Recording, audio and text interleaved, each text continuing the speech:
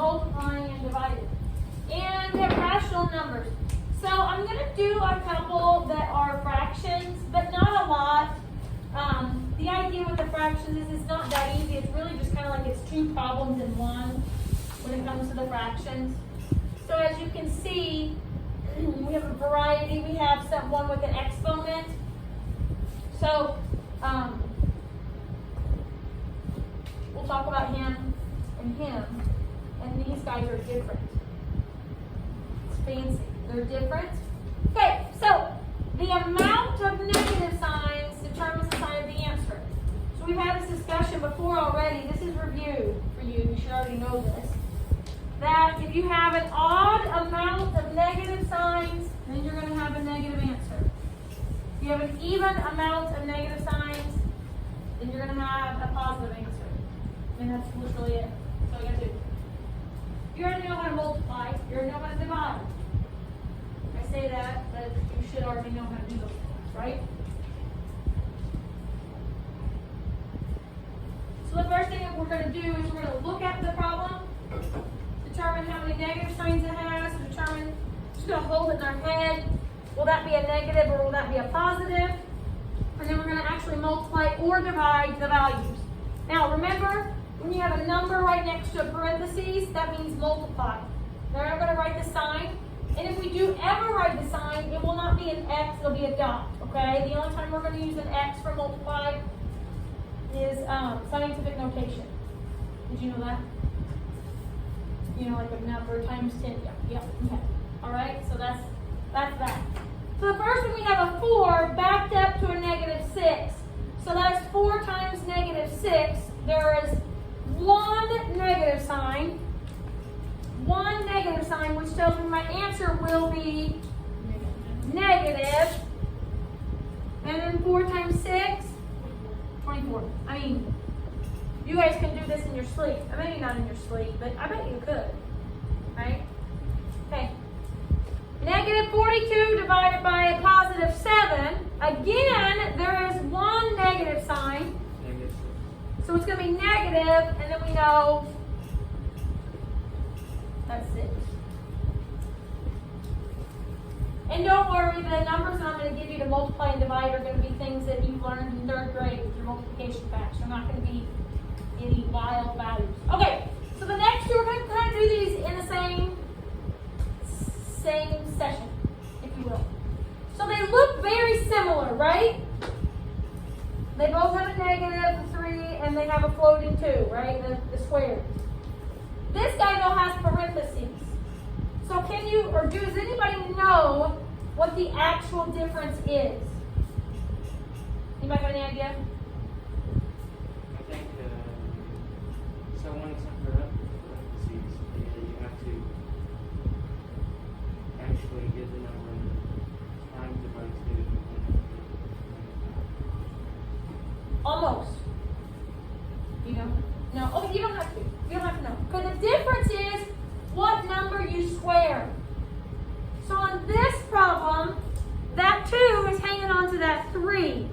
So the negative isn't included in this one. This problem is negative. 3 squared means I'm going to use 3 as a factor twice. 3 times 3. I didn't include the negative. Okay? Because it's just saying, just square the 3 and make it negative. So that gives me a negative 9.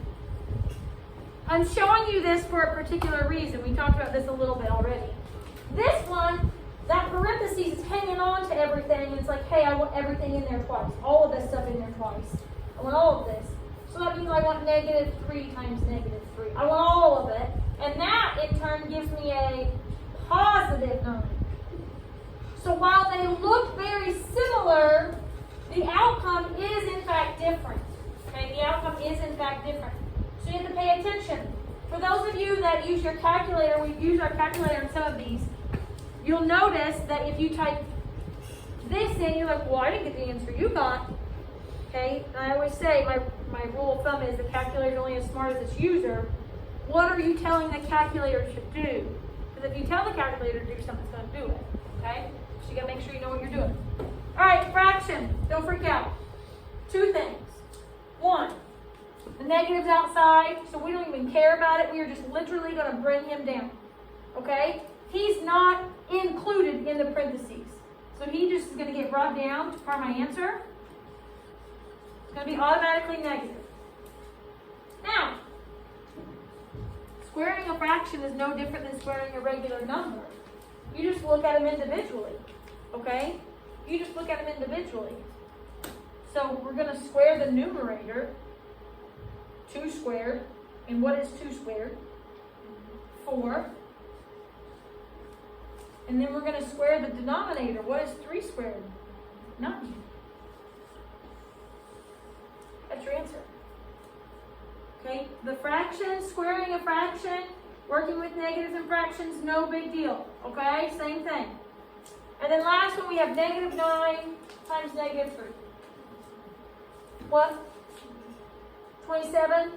Positive 27? That's how old I'm going to be. Oh no, Hannah just rolled her eyes like the biggest on the planet. I know, but I still like to make fun of people. I'm not 4 years older than him, only 2. You said you were 4. 2. It don't count. Alright. Hang on. Yeah, we're going to do this. We're not doing the second one, we're doing this one. Okay, so you're like, oh my gosh, what is all of this jibber jabber stuff? You already did this. But we're doing it in a little bit more difficult way. This is just order of operations. So this is just us taking some sort of something and we're going to substitute values in and then we're going to work it out a little bit at a time.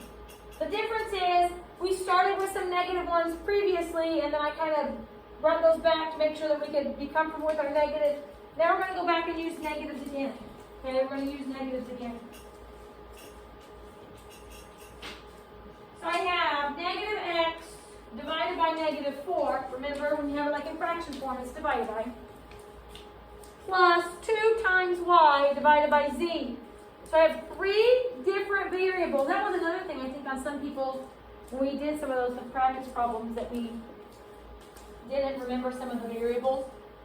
Now, it's super important that when you substitute, when you have negatives, when you're evaluating your negatives, that you put parentheses around the numbers. Because it's important, because if it has something multiplied by it, you want to make sure that you're multiplying the correct values. So, negative x. So I have negative x. I'm just filling in empty parentheses. What is x? Negative 20 divided by negative 4. So I'm just going through, I'm going to fill in all of the spots and then I'll work it out a little bit at a time. What are you looking at like that? You good? You got it? Yeah. Okay. Plus 2 times y. What is y? 6. Divided by z, which is negative 1. Now, that last one, you probably don't need a parentheses around that negative. We just don't want to make sure that we don't lose the negative. So now we're going to work out a little bit at a time. What do I have to do right now? Yeah, this right here. I got to do this guy right here, right? Okay? So this has to be done first because I got multiply, divide, add. Just multiply, divide, and add. So I'm going to make sure I work left to right 2 at a time. How many negatives do I have here? 2, 3. 3. So that tells me what kind of answer am I going to get here. This is going to give me a negative value. Yep, 20 divided by 4 is 5. Most fantastic. Plus. Can I do that one? Yeah. Because it's separated by a plus. I can't divide yet, but I can go ahead and multiply. 2 times 6? 12. And then that's going to be divided by negative 1. Now what? What do I do now? Divide. Divide. 12 divided by negative 1.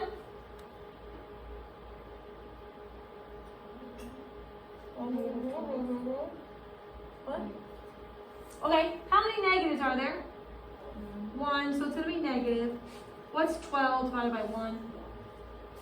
12. Oh, the line is 6. Okay? 12. I have 12 pieces of candy. And I'm going to give everybody one piece. Taking 12 divided by 1.